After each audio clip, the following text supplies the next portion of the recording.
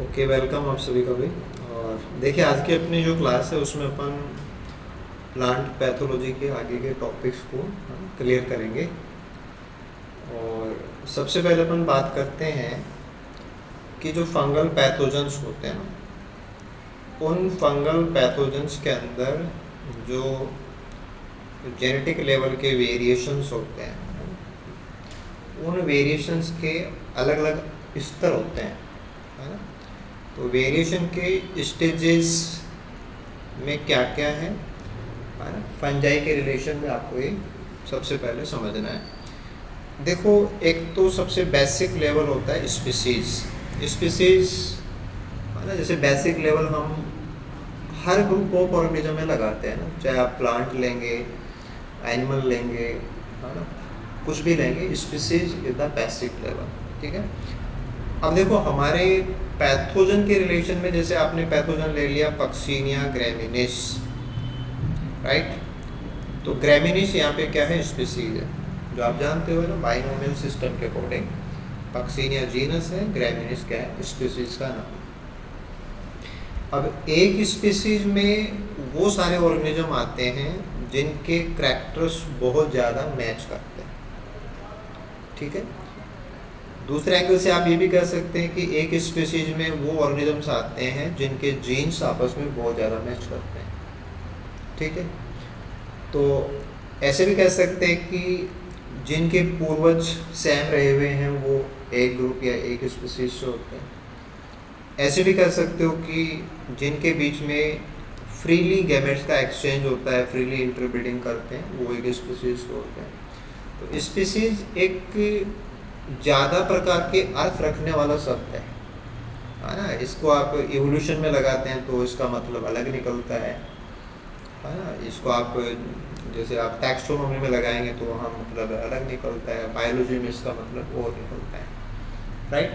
But यहाँ variation के हिसाब से देखते हैं तो वेरिएशन का मतलब हमने लास्ट क्लास में बात की थी, जेनेटिक वेरिएशन। तो स्पीसीज एक ऐसा ग्रुप है जिसमें जेनेटिक लेवल पे हम बात करें तो ऑर्गेनिज्म काफ़ी ज़्यादा मैच करते हैं। हालांकि हमने लास्ट क्लास में ये भी बात की थी कि चाहे ऑर्गेनिज्म एक स्पीसीज के क्यों ना हो, चाहे एक पॉपुलेशन क्यों ना हो, है ना, चाहे एक फैमिली ही क्यों ना हो, चाहे एक ही पेरेंट्स की प्रोजेनी ही क्यों ना हो, फिर भी उनमें जेनेटिक वेरिएशन है वो पाए जाते हैं, ठीक है। इसका भी आपको ये समझना होता है कि ये वेरिएशन इतने ज़्यादा भी नहीं होते कि वो आपस में इंटरब्रीड ना कर सके।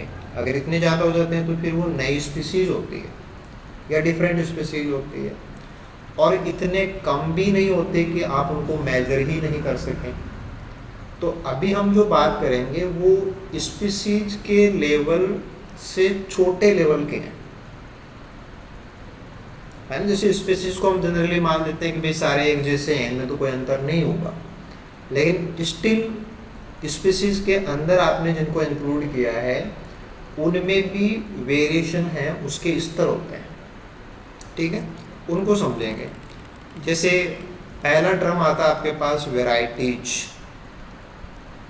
है ना। आपके पेपर्स में, आपकी बुक्स में आराम से लिखा हुआ आता है कि वेराइटीज, अलग अलग वेराइटीज ऑफ ए पैथोजन, है ना, पैथोजन की डिफरेंट वेराइटीज, ऐसे आता है। अब वेराइटीज को ही हम बोलते हैं स्पेशियल फॉर्म, और इसका जो रियल ओरिजिन वर्ड है उसके अकॉर्डिंग ये क्या है, फॉर्मी स्पेशियलिस। तो जब हम इसको रिप्रेजेंट करते हैं या जब हम इसको लिखते हैं तो क्या तरीका होता है, जैसे पक्सीनिया ग्रेमिनिस, ठीक है। यहाँ तक तो अपन स्पीसीज में थे। अब स्पीसीज के अंदर वैरायटी क्या है, वैरायटी कुछ एक ऑर्गेनिज्म का एक ग्रुप है, और वो ग्रुप स्पीसीज वाले ग्रुप के अंदर है और उससे छोटा है, यानी कि एक स्पीसीज में कई सारी वैरायटीज हो सकती है, ठीक है। हम इसको कैसे लिखेंगे, f.sp. और फिर उसका नाम है, जैसे वैरायटी कौन सी है, ट्रिटिसाई। अब इसका मतलब ये हो गया है कि पक्सीनिया ग्रेमिनिस फॉर्मी स्पेशलिस ट्रिटिसाई, इस ग्रुप में जो आते हैं वो वाले फंगस से रस्ट डिजीज तो कोज करेंगे, लेकिन वो किस में करेंगे? Only on Triticum. जो बार्ले में करता है वो फोर्डिया ही होगा, फिर उसकी वैरायटी अलग है। यानी कि पक्सीनिया ग्रैमिनीस एक बड़ा ग्रुप हो गया, उसमें केवल वीट वाले अलग वैरायटी है ना, केवल होर्डियम वाले अलग वैरायटी है। तो स्पीसीज के अंदर वैरायटी है। आप ये भी ध्यान देंगे कि आपके क्वेश्चंस में पता होना चाहिए कि उसको लिखने का तरीका है वो क्या होता है, फॉर्मी स्पेशलिस्ट यानी कि F.SP। ठीक है, आगे चलते हैं। वैरायटी के बाद में वैरायटी से भी जो छोटा, यानी कि एक वैरायटी के अंदर फिर आपको क्या मिल सकती है? रेसेज मिल सकती है। जैसे एक स्पीसीज में आपको वैरायटीज मिल सकती है। ये क्या है कि ग्रुपिंग सिस्टम है, स्पीसीज भी ग्रुप है, वैरायटी भी ग्रुप है, उस वैरायटी में रेस भी एक छोटा ग्रुप है, उससे भी छोटा ग्रुप है। ठीक है, जैसे कि पक्सीनिया ग्रैमिनीस, फॉर्मी स्पेशलिस्ट, ट्रिटिसाई, इसमें फिर आ गया रेस 1, रेस 59, ऐसे इसके लगभग 200 रेसेज, 200 रेसेज। नहीं, सब अलग अलग है। रेस 1 का जेनेटिक स्ट्रक्चर रेस 2 के जेनेटिक स्ट्रक्चर में अंतर है। कैसे?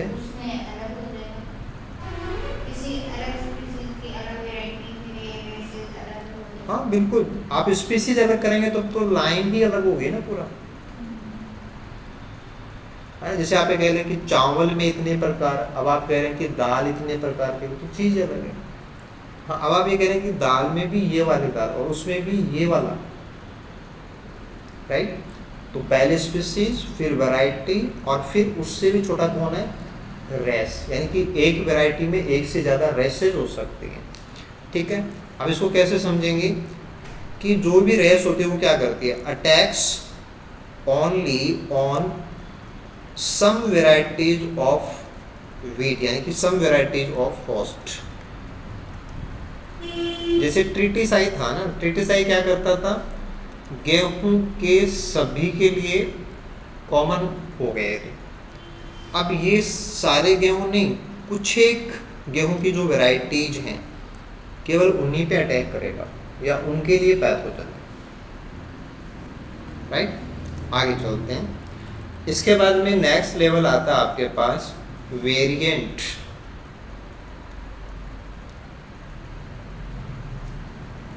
ध्यान देना, ये था वैरायटी और ये है वेरिएंट। अब वेरिएंट का मीनिंग क्या है वो समझिए। वेरिएंट आप किसे बोलोगे ना? वेरिएंट क्या होते हैं? ऑफस्प्रिंग होते हैं। ऑफस्प्रिंग का मतलब किन्हीं से बने हुए अगली पीढ़ी वाले। किसके हैं? Of a race. जैसे आपने कह दिया कि भाई ये रेस 1 की प्रोजेनी हो गई, ठीक है। ऑफस्प्रिंग का मतलब क्या होता है? प्रोजेनी। वो क्या करेंगे? Causing severe symptoms. सीवियर का मतलब बहुत ज़्यादा उग्र। On a different variety of wheat. Different variety का मतलब क्या होता है? जो उनका होस्ट नहीं है, नॉन होस्ट वैरायटी। और ये सब कैसे होता है? सडन चेंज होता है।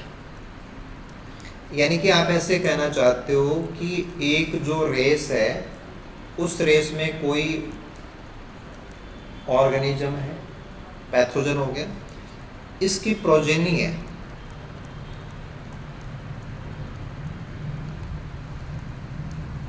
और इस प्रोजेनी में क्या हो रखा है कि ये प्रोजेनी सीवियर सिम्टम्स कोज करेगी। मान लो कि आपने रेस लिया, ये डिजीज कोज करता था on variety x of wheat,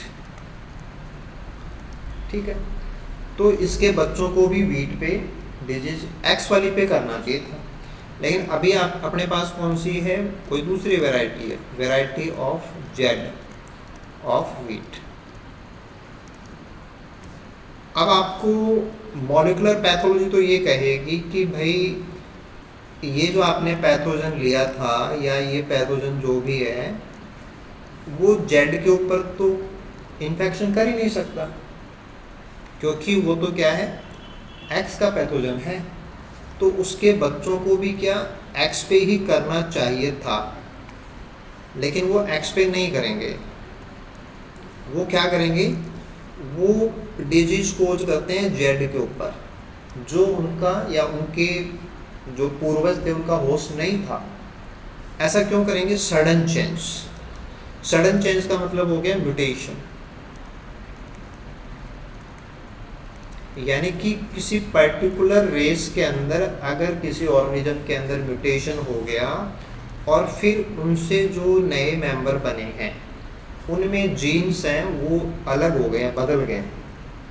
अब बदल गए तो क्या होगा कि अपने ओरिजिनल के ऊपर तो वो कर नहीं पाएगा, और जिनसे इसका कोई लेना देना नहीं था उनके ऊपर सपोज कि ये डिजीज कोज करने वाला म्यूटेशन है, तो जेड को तो समझ में ही नहीं आएगा, क्योंकि जेड ने तो कभी ऐसी नई चीज देखी नहीं थी।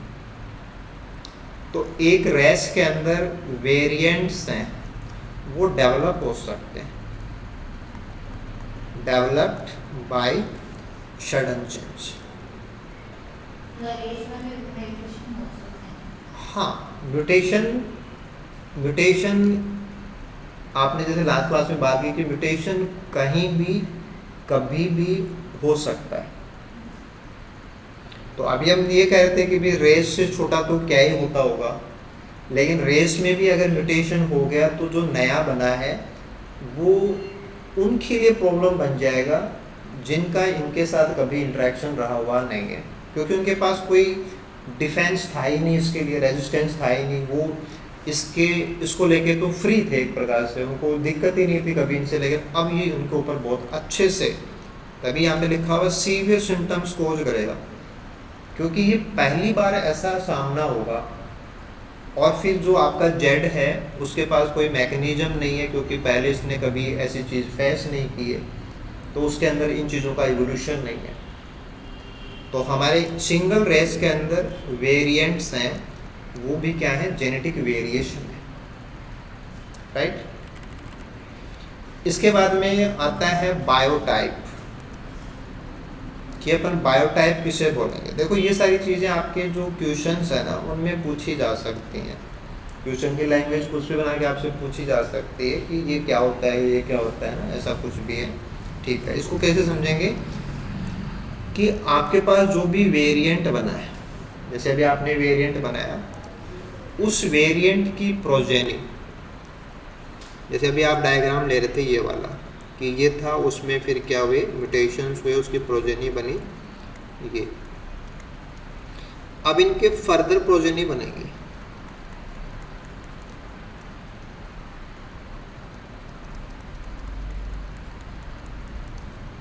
ये इतनी जल्दी इतना बड़ा क्यों हो रहा है, क्योंकि जिन पौधों पे अटैक करता है उनको इसकी कहानी समझ में ही नहीं आ रही, तो इनका कोई कंपटीटर नहीं है, तो ये तेजी से बढ़ेंगे।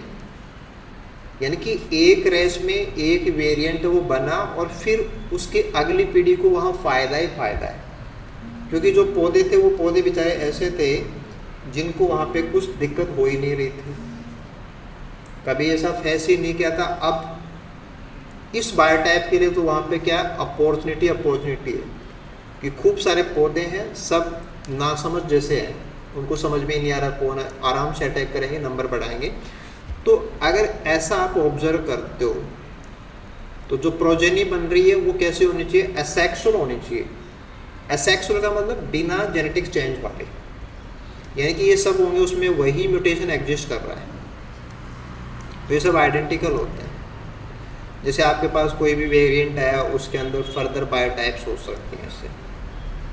तो अभी आपने जो बात की कि जैसे सबसे पहले आप चलते हैं स्पीसीज उसके बाद में वैरायटीज़, उसके बाद में रेसेस, उसके बाद में रेसेस में वेरिएंट्स आपको मिल सकते हैं। एक वेरिएंट से बना हुआ पूरा एक जो ग्रुप है वो एक बायोटाइप है, ठीक है ना, ऐसा।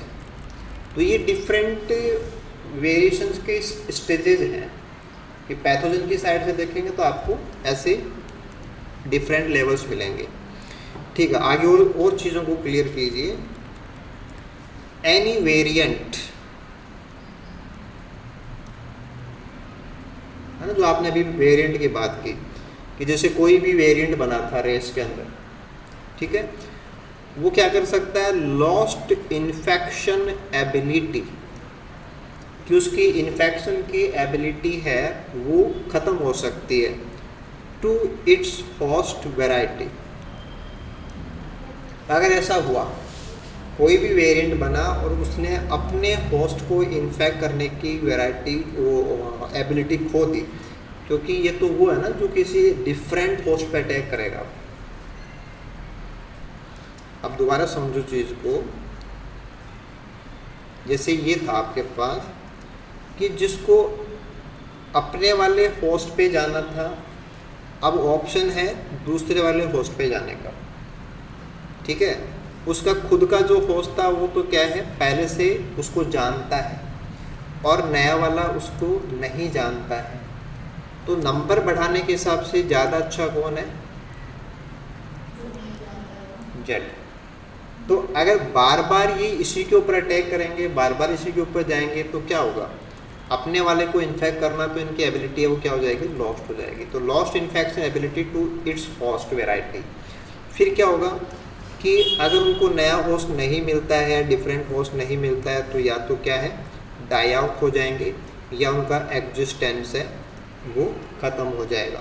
अगर कोई भी वेरिएंट बनता है, सपोज कोई भी वेरिएंट बना और उसने किसी होस्ट को अपना निशाना बनाया, और अगर वो एबिलिटी, जैसे वेरिएंट बना कैसे, म्यूटेशन से। अगर कोई फर्दर और म्यूटेशन हो जाए, ऐसा तो नहीं कि म्यूटेशन एक बार ही होगा, म्यूटेशन दोबारा भी हो सकता है, और इस बार म्यूटेशन ऐसा हो गया कि उसकी इन्फेक्शन की एबिलिटी चली गई, तो अब वो किसी को शिकार नहीं बना सकता, क्योंकि पहले जिसको अटैक करता था उससे भी ये चेंज हो चुका, अब जिसको करता था उसकी एबिलिटी भी इसकी लॉस्ट हो गई। तो ऐसी हालत में उस वेरिएंट को ख़त्म होना पड़ेगा, है ना। जब किसी पे अटैक ही नहीं कर सकता तो फूड नहीं ले सकता, है ना। तो lost is existence if host is cultivated widely. इसको समझना आप कि ये जिस पे अटैक करता था वो बहुत ज़्यादा पाया जाने वाला पौधा है, और अब उसके ऊपर अटैक करना इसके बस की बात नहीं है। यानी कि कोई दूसरा और पौधा इसको अवेलेबल ही नहीं है जिसके ऊपर बाई चांस भी अगर इसका कोई सक्सेस आए तो ऐसी कंडीशन में हमारा जो वेरिएंट है, ऐसा लगे जैसे एक बुलबुला है वो बन सकता है और बुलबुला है वो फट सकता है। इसके बाद में बात आती है कि ब्रोकन डाउन क्या होता है।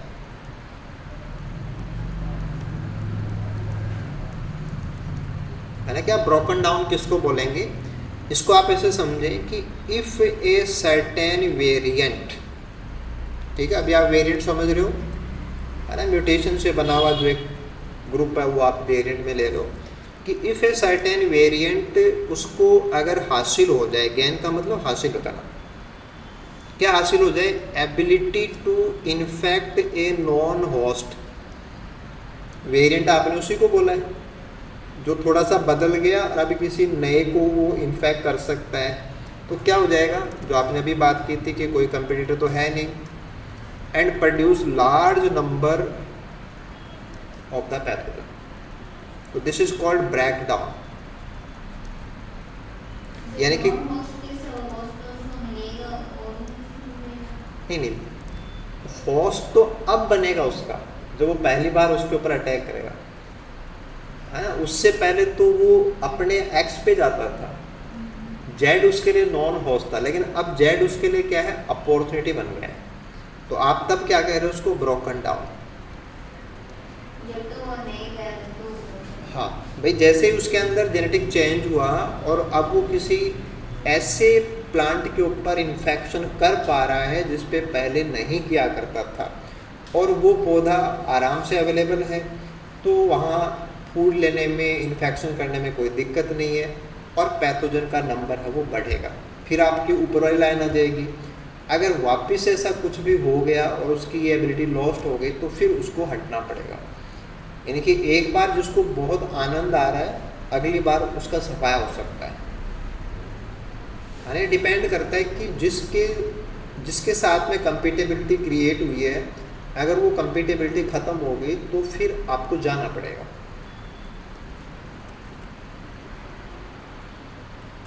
ठीक है, इसके बाद में आगे चलते हैं कि जैसे आपने अभी फंगस में इस चीज़ को समझा ना, वैसे हम बाकी में भी देखते हैं कि वेरिएशन स्टेजेस रिलेशन क्या है उनके दूसरे जो हमारे ग्रुप ऑफ पैथोजन। जैसे फंजाई में आपने बात किया कि आपको वैरायटी मिलेगी या आप उसको स्पीसीज फॉर्म से रिप्रेजेंट करते हो।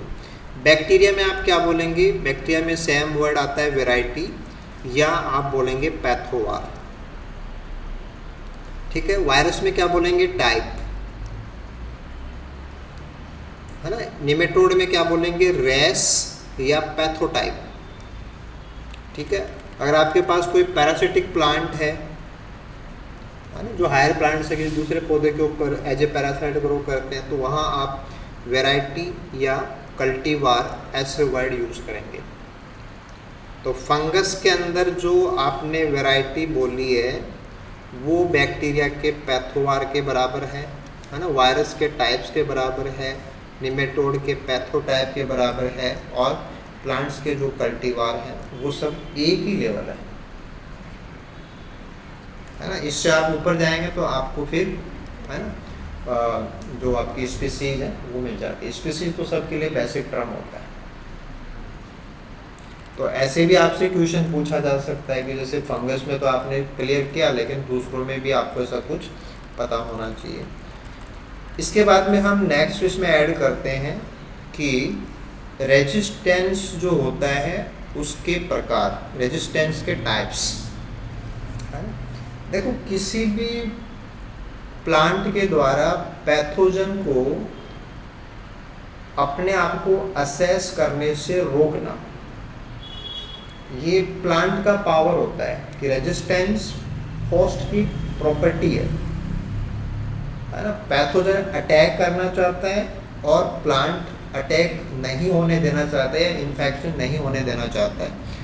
ठीक है, इसको थोड़ा सा यहाँ पे समझाने की कोशिश की गई है कि एक साइड में मैंने यहाँ पे लिखा है प्लांट पॉपुलेशन और दूसरी साइड में लिखा है मैंने पैथोजन के प्रकार, है ना। जैसे मान लो कि यहाँ पे ये 9 प्रकार हो गए, 1 से लेकर 9 प्रकार के प्लांट्स के हो गए, और 1 से लेकर 9 तक क्या हो गए? पैथोजन के हो गए। ठीक है, अब देखिए यहाँ पे मैंने 1, 2, 3 को एक बॉक्स में ले लिया। ठीक है, इनको येलो कलर कर दिया, इसका मतलब ये तीनों एक जैसे हो गए, है ना। इनको बॉक्स में ले लिया, एक कलर कर दिया, यानी कि ये एक हैं। और पैथोजन की साइड में मैंने 2 नंबर जो है उसको येलो कलर कर दिया। इससे क्या समझ में आ रहा है आपको कि प्लांट्स की साइड से देखते हैं तो आपका 1, 2 और 3 ये तीनों क्या हैं? पैथोजन जो है नंबर 2 वाला, ये उसके होस्ट है, यानी कि ये फर्स्ट पे भी अटैक कर सकता है, सेकंड पे भी कर सकता है, थर्ड पे भी कर सकता है। लेकिन आपको यहाँ पे ध्यान देना है कि कोई जरूरी नहीं है कि ये तीनों को बराबर रूप से इन्फेक्ट करें, क्योंकि आपका प्लांट 1, प्लांट 2 और 3 जो आप 3 अलग प्रकार के ले रहे हो उनका जेनेटिक स्ट्रक्चर अलग अलग है ना। इवन बात तो यहाँ तक जाती है कि प्लांट टाइप 1 के अंदर भी जो पौधे होंगे पॉपुलेशन, उसके ऊपर भी पैथोजन सब पे बराबर इन्फेक्शन नहीं कर सकता। और इवन इतना भी जाएगा कि एक ही पौधे के ऊपर अलग अलग टाइम के ऊपर भी सेम पैथोजन बराबर अटैक नहीं कर सकता, क्योंकि उसमें फिर एनवायरनमेंट का भी रोल आता है। लेकिन फिर भी आप ये मान रहे हैं कि इन तीनों को ये 2 नंबर वाला पैथोजन है वो डिजीज देता है। तो ये तो हो गया कि होस्ट फॉर नंबर 2 पैथोजन। ठीक है, समझ गए बात को आप? ठीक है। अगली बात क्या समझनी है आपको कि ये तीनों पौधे हमारे सेकंड नंबर पैथोजन के शिकार बन जाते हैं, है ना, उससे डिजीज ले लेते हैं, यानी कि उसको रोक नहीं पाते, यानी कि इनमें रेजिस्टेंस वाले जीन नहीं है। No resistance for AVR genes, वो भी किसके? इसके अगेंस्ट। बाकी के अगेंस्ट तो ये हैं, क्योंकि बाकी से तो डिजीज नहीं लेते, इसी से लेते हैं। तो इससे डिजीज लेते हैं, इसका मतलब इसके अगेंस्ट मैकेनिज्म इसमें एग्जिस्ट नहीं करती, कोई से में भी नहीं करती, ठीक है। और इनकी डिजीज लेने की जो पावर है कि कौन कितनी जल्दी लेगा, कितना मैग्नीट्यूड होगा, वो सबका अलग अलग है, जो मैंने आपको भी बताया। यानी कि लेंगे तो ये इसी से लेंगे, लेकिन सब अपने अपने हिसाब से लेंगे। या आपको ये कहना चाहता है क्यों ले लेंगे? क्योंकि इनके पास इससे बचने का कोई सॉल्यूशन है ही नहीं। ओके, हाँ, तो जैसे मान लो इधर आपने कॉम्बिनेशन बनाया 3-2, यानी कि ये 3 नंबर वाला लिया और ये 2 नंबर वाला लिया, तो ये क्या है? ससेप्टेबल कॉम्बिनेशन है, क्योंकि ये इसके होस्ट हैं और ये इन तीनों का ही पैथोजन है, तो इससे तो बीमारी लेंगे ही लेंगे। तो ये ससेप्टेबल कॉम्बिनेशन है, इसको मना नहीं कर सकता डिजीज लेने से, यानी कि ऐसा होने पे डिजीज होगी ही होगी। हालांकि ये इतनी ज़्यादा सही बात नहीं है, लेकिन फिर भी अगर एनवायरनमेंट सपोर्ट करे या होस्ट की कंडीशन वही है जो डिजीज होने के लिए लायक हो, जैसे आप कहें कि भाई ये पाइथियम का मामला है और पौधा बड़ा हो गया, तो डैम्पिंग ऑफ कैसे होगी? क्योंकि पाइथियम को तो छोटा यंग पौधा चाहिए जो सॉफ्ट टिश्यू होते हैं। यानी कि कोई ज़रूरी थोड़ी, जैसे आपने ये कह दिया कि ये हमारा कोई भी, जैसे मान लो कि क्रूसीफर पौधा है, सरसों का पौधा, आपने अभी बीज डाले, नए पौधे आए, अब ये पौधा तो मैच्योर हो गया, तो उसमें तो हार्डनेस आ गई। अब ये पैथोजन मान लो कि आपने पाइथियम लिया, तो ये होने को तो इसका पैथोजन है और ये उसका होस्ट है, लेकिन पौधे की हालत वो नहीं है जो पैथोजन को चाहिए, क्योंकि पौधा इसको चाहिए था सीडलिंग में, अब सीडलिंग वाली स्टेज तो जा चुकी, राइट। तो इसका गारंटी ये भी नहीं है कि भाई ऑल टाइम इसको डिजीज देगा, नहीं, वो अलग बात होती है कि डिजीज होने के लिए भी कंडीशंस होती हैं, राइट। लेकिन ये है कि हाँ इसको डिजीज ये देगा, तो ये ससेप्टेबल कॉम्बिनेशन है। आगे देखो, हाँ फैस वाला, ये तो एग्जाम्पल लिया मैंने कि 1, 2, 3 में से कोई भी हो सकता है। तो जैसे आपने 3, 2 बनाया ना, वैसे 1, 2 भी कॉम्बिनेशन इसी नेचर का है और 2 भी कॉम्बिनेशन ससेप्टेबल ही है, क्योंकि तीनों ही इसके सामने क्या है? घुटने टेक देते हैं। आगे चलो, अब देखो बाकी जो बच गए ना, 4 से लेके 9 तक बच गए, ये क्या है? नॉन होस्ट है। किसके? नंबर 2 के, इसके होस्ट नहीं है ना, तो आप क्या बोलेंगे इनको? Non host. और इनमें जो रेजिस्टेंस है वो किस लिए है? क्योंकि ये इसके होस्ट ही नहीं है, लेना देना ही नहीं है। तो इनमें जो रेजिस्टेंस है वो एक नॉन होस्ट रेजिस्टेंस का प्रकार है, ठीक है। अब इसको और आगे क्या समझे? Resistance against AVR jeans of 2। लेकिन ऐसा है कि ये 2 नंबर वाले पैथोजन से डिजीज नहीं लेते, क्योंकि उसमें जो वायरुलेंस के जीन्स होते हैं उनके अगेंस्ट इन सब में रेजिस्टेंस है, तो ये उससे बीमार नहीं पड़ेंगे, राइट। और फिर वही बात है कि may have variable susceptibility for their pathogen, तो इससे तो नहीं लेते, लेकिन किसी से तो लेते होंगे, और जिससे भी लेते होंगे उनके साथ में इसका रिलेशन वैसा ही है जो आपने अभी जो होस्ट थे उनके साथ में लिया, हाँ वेरिएबल भी होगा, ठीक है। अब जैसे आपने यहाँ पे बना दिया कि 7 और 2 का आप एग्जाम्पल बनाएं, तो वो क्या है? रेजिस्टेंस है, उसमें डिजीज नहीं आ सकती। आप 9 और 2 बनाएंगे तो वो भी क्या है? रेजिस्टेंस है, डिजीज नहीं आ सकती, ठीक है। तो ऐसे आप समझ सकते हैं कि मतलब होस्ट, नॉन होस्ट, ससेप्टिबिलिटी है ना। ठीक है, आगे चलते हैं अपन कि plants are host for particular pathogen या पैथोजन्स, है ना, एक या एक से ज़्यादा ऑनली, यानी कि कोई भी जो पौधा होता है वो हर किसी का होस्ट नहीं होता है। समझना इस चीज को कि कोई भी जो पौधा होता है उसको हर कोई बीमार नहीं करता है, एक या कुछ एक।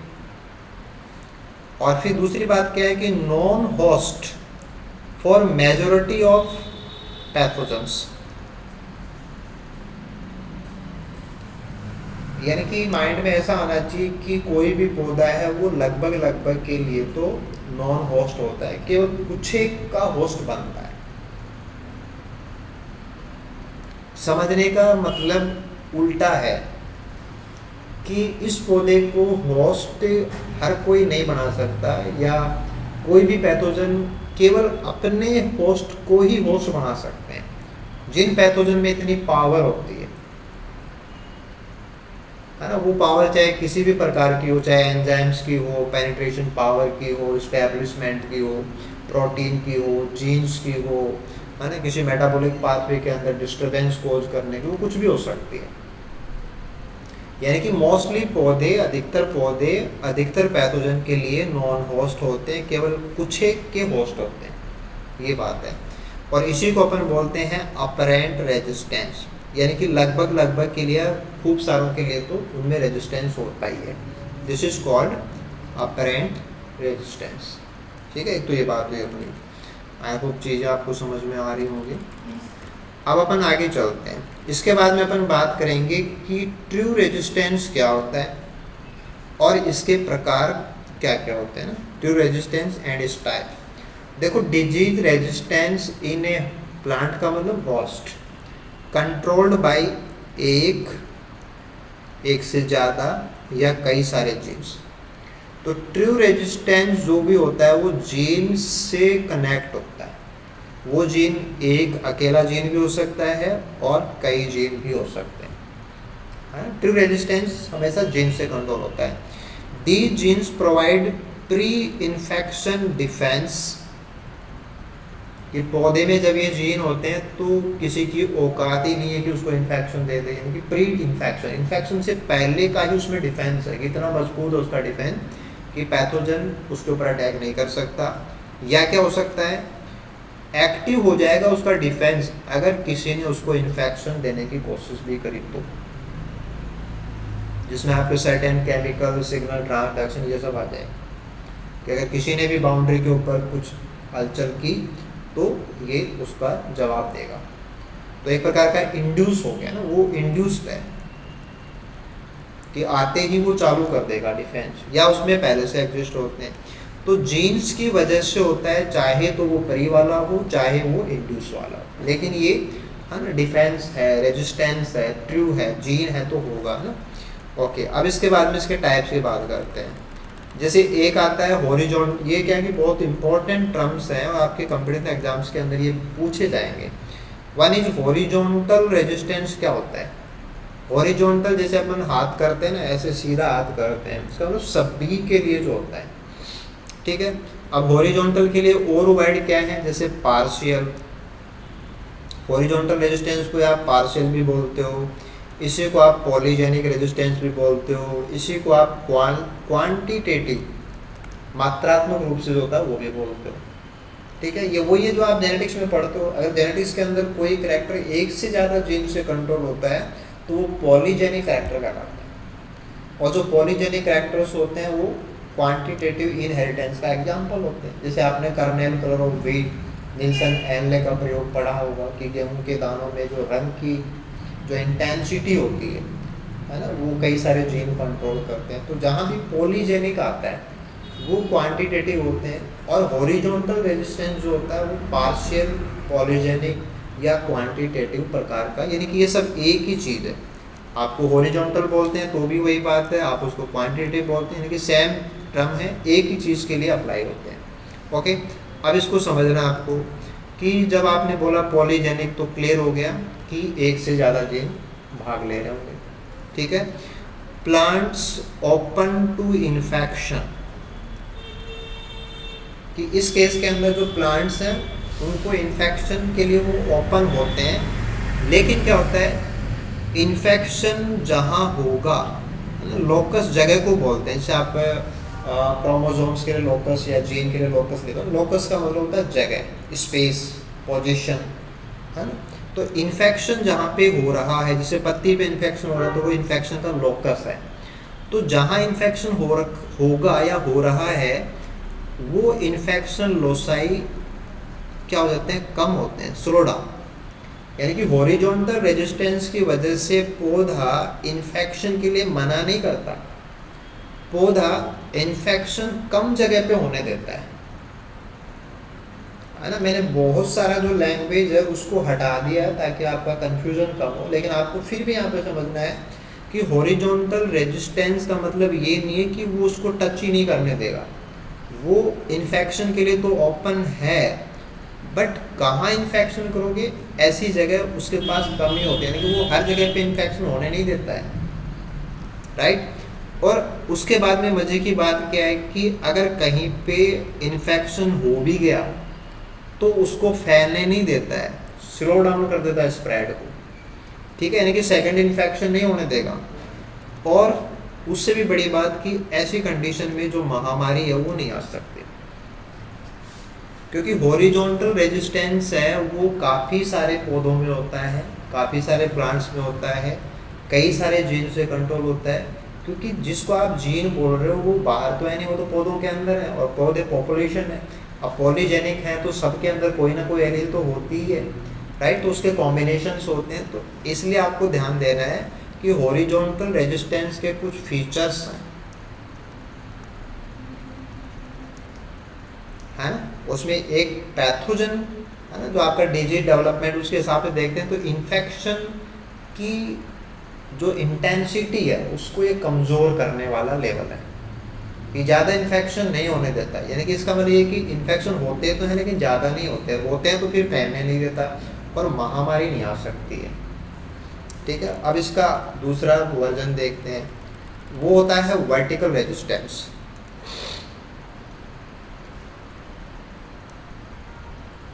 अब जैसे मान लो आप ये लाइन खींचते हो, ये कई सारी लाइन डाले, तो अगर आप इनको एक ब्लू लाइन से काटते हो तो ये तो हो गया हॉरिजॉन्टल, और अगर आप किसी एक की बात करते हो ये हो गया वर्टिकल। तो वर्टिकल का मतलब किसी पर्टिकुलर की बात हो गई यहाँ पे, इसको और क्या बोल सकते हो, आर जीन रेजिस्टेंस बोल सकते हो, रेस स्पेसिफिक रेजिस्टेंस बोल सकते हो, मोनोजेनिक बोल सकते हो, ओलिगोजेनिक बोल सकते हो, लेकिन पॉलीजेनिक नहीं बोलोगे, क्योंकि पॉलीजेनिक तो हॉरिजॉन्टल होता है ना। तो यहाँ पे एक या कुछ एक, राइट, ये स्ट्रॉन्ग होता है ना। हॉरिजॉन्टल रेजिस्टेंस के कंपैरिजन में वर्टिकल रेजिस्टेंस जिसमें भी होता है, पहली बात तो क्या है, हॉरिजॉन्टल रेजिस्टेंस तो बहुत सारों में होता है, वर्टिकल रेजिस्टेंस किसी किसी में होता है, लेकिन जिसमें भी होता है बहुत स्ट्रॉन्ग होता है, ठीक है। ये मेजर रेजिस्टेंस भी कहलाता है, ये क्वालिटेटिव है ना, और ये डिफरेंशियल रेजिस्टेंस है, यानी कि सब में बराबर नहीं होता है, इसको आप डिफरेंशिएट कर सकते हो। तो ऐसे कई सारे टर्म्स हैं जिनसे आप वर्टिकल रेजिस्टेंस को डिनोट कर सकते हो। अब इसके फीचर समझ लीजिए, है ना, कि ओनली वन और few are genes, resistance genes को अपन आर जीन बोलते हैं, ठीक है। ये क्या है, इनहिबिट पैथोजन एस्टेब्लिशमेंट, कि इन्फेक्शन होने से पहले पैथोजन को वहाँ एस्टेब्लिशमेंट करना पड़ता है, जिसे सतह के ऊपर चिपकना पड़ता है, ये वही नहीं होने देता है। उधर क्या था, इन्फेक्शन ज़्यादा जगह पे नहीं होने देता है, और ये तो उससे बहुत पहले की बात है कि वो एस्टेब्लिशमेंट ही नहीं करने दे रहा। इन्फेक्शन का तो सवाल ही पैदा नहीं होता, सेकेंडरी इन्फेक्शन का तो सवाल ही नहीं है, और एपिडेमिक्स का तो मतलब ही नहीं है ना। तो ये वर्टिकल रेजिस्टेंस जिसमें होता है वो एपिडेमिक्स के लिए काम नहीं कर सकते, रेजिस्टेंस वाले क्यों करेंगे, और कुछ केसेस के अंदर तो ये हाइपर सेंसिटिव रिस्पॉन्स भी देते हैं एचआर, जो मैंने आपको लास्ट क्लास में बताया था कि अगर कोई पैथोजन यहाँ आ भी जाता है तो वो अपने इन्फेक्शन कॉर्ड या इन्फेक्शन लॉकस जो आप बोल रहे हो उसके आसपास की जगह को खुद ही मार देता है, नेक्रोसिस में डाल देता है, ताकि पैथोजन है वो आगे नहीं बढ़ सके। तो एचआर रिस्पॉन्स भी देते हैं। ठीक है, तो ये एचआर दे सकते हैं, है ना। आगे चलते हैं कि समटाइम्स जो आर्जिन्स होते हैं वो क्या करते हैं, जैसे वन में तो अकेला होगा, अगर फ्यू हैं तो क्या हो सकता है वो साथ में मिलके काम कर सकते हैं, तो वहाँ आ जाएगा जीन पिरामिड, है ना। जैसे R1 R2 साथ में मिलके कर रहे हैं, R2 R3 कर रहे हैं, R1 2 3 मिलके कर रहे हैं, राइट। और resistance for several races of pathogen, अगर ऐसा होता है ना तो एक से ज़्यादा के अगेंस्ट उनके अंदर रेजिस्टेंस है वो आ जाएगा।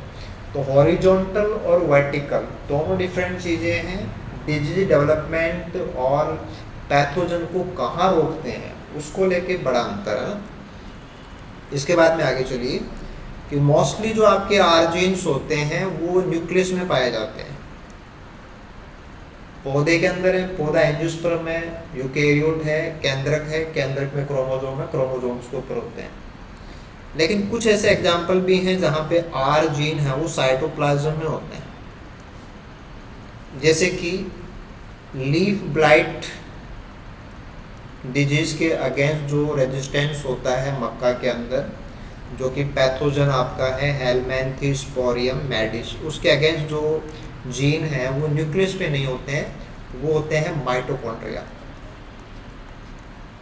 है ना। ऐसे ही मक्का के अंदर दूसरी डिजीज है येलो लीफ ब्लाइट, जो कि फिलोस्टिक्टा मैडिस से होती है, उसके अगेंस्ट जो जीन होते हैं वो माइटोकॉन्ड्रिया में एग्जिस्ट करते हैं। तो एक आपको ये भी पता होना चाहिए कि जो आर जीन्स हैं वो मेनली न्यूक्लियस में होते हैं, बट माइटोकॉन्ड्रियल एग्जाम्पल भी हैं, जैसे कि लीफ ब्लाइट इन कॉर्न है, yellow leaf blight in corn है।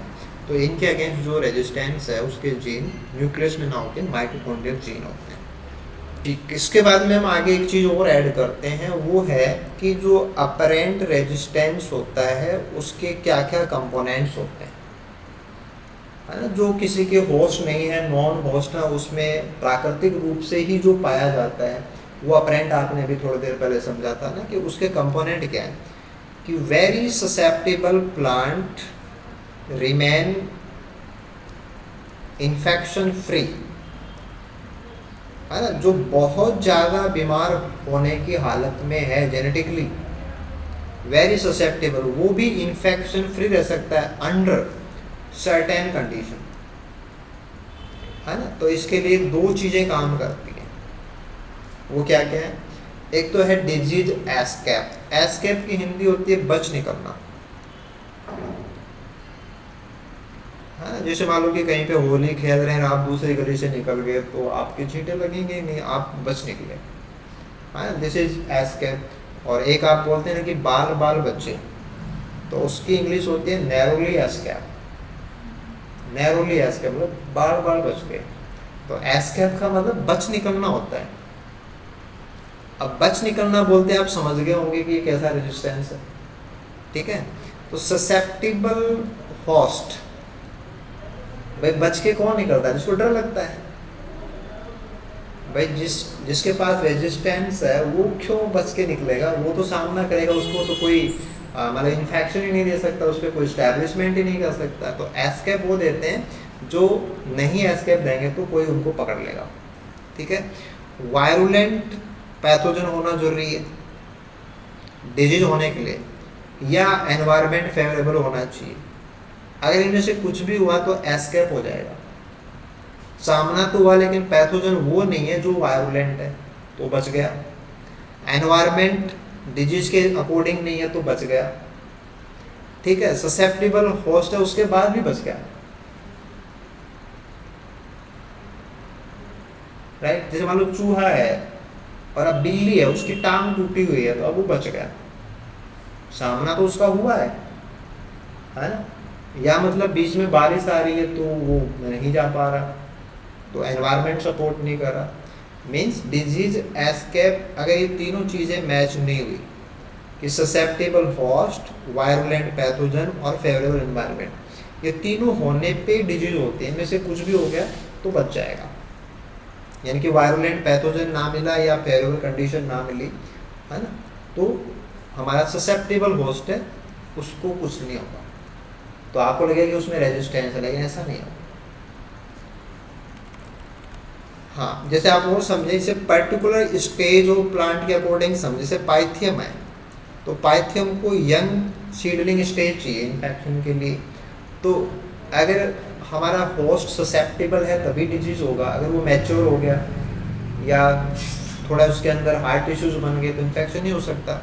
ऐसे जैसे अल्टरनेरिया है, उसमें मैच्योर पार्ट, सेनेसेंस पार्ट उसी में होता है, तो अगर सीडलिंग में अल्टरनेरिया आ रहा है तो उसको कोई फ़ायदा नहीं है।